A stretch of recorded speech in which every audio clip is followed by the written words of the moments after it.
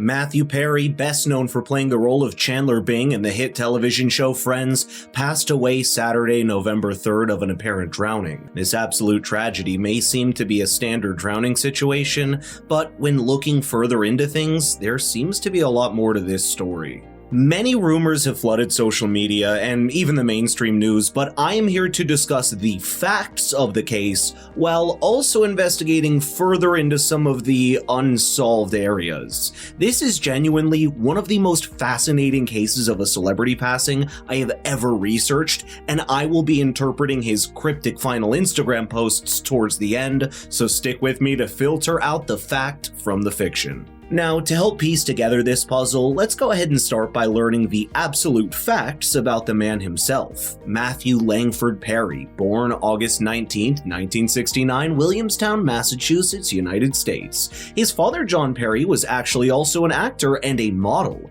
Mother, Suzanne Morrison, is a Canadian journalist and the press secretary to Canadian Prime Minister Pierre Trudeau back in the day. One can only imagine the intense pressures that come along with the expectation of such successful parents. His parents unfortunately divorced when he was 1 year old, which led to Matthew being mostly raised in Ottawa, Ontario, Canada. However, he, as a young boy with his mother, moved around frequently. Young Matthew's professional acting career started in 1979, playing a bit part in a television show, 240 Robert, playing the role of Arthur, Season 1, Episode 6. All of this information is important because these factors led to a young Matthew acting out.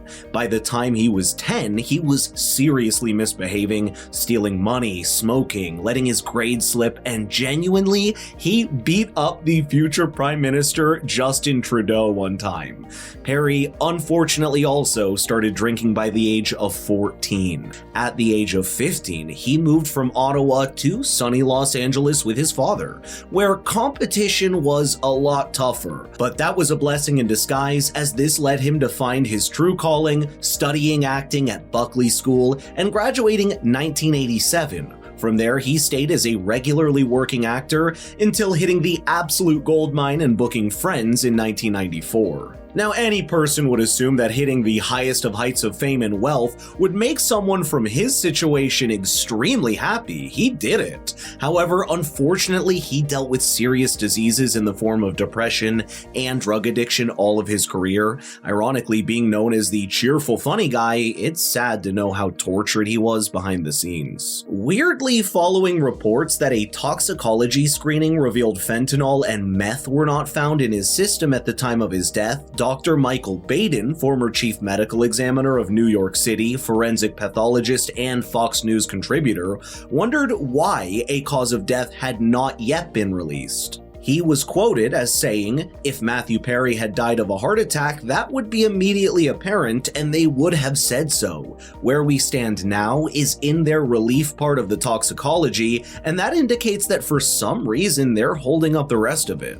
Now, let's get into the odd part of this. Matthew Perry made 7 references to his favorite superhero Batman on Instagram that week leading up to his passing.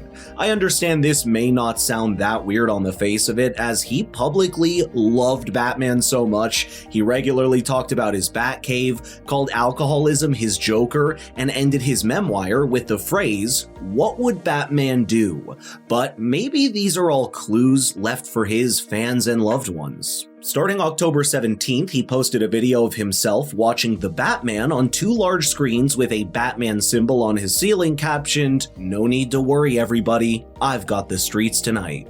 October 19th, "Sleep well everybody, I've got the city tonight, Matman."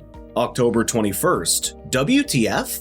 with a photo of the bat signal saying Batman plays pickleball, which, as a Batman fan, I would definitely believe. October 22nd, 3 cranberries on what seems to be a floor of cement and not a table, quoted as saying, "This is what I've had to eat today, Matman."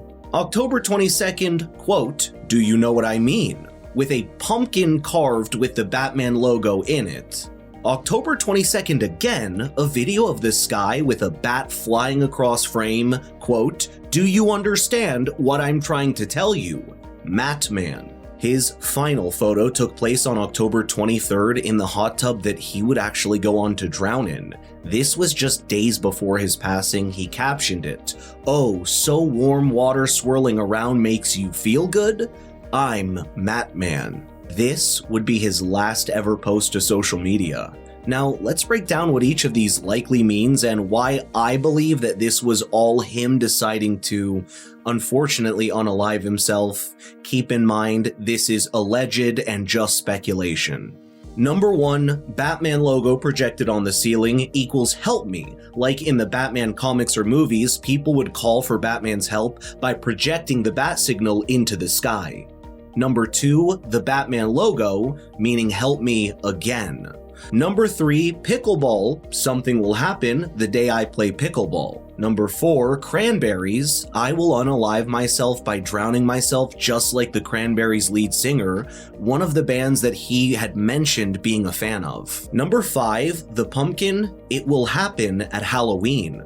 Number 6, the moon with the bat flying across, it will happen on the 28th day of October as it was a full moon. And number 7, the tub, where the act will inevitably happen.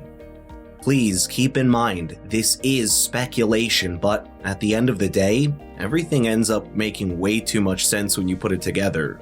We'll possibly update here on the channel as more information comes out. We've yet to find out if this was intentional or not. However, please never be afraid to speak up if you do have problems. The National Crisis Prevention Hotline will be linked in the video's description. You're a loved, valuable part of society. Have a great day.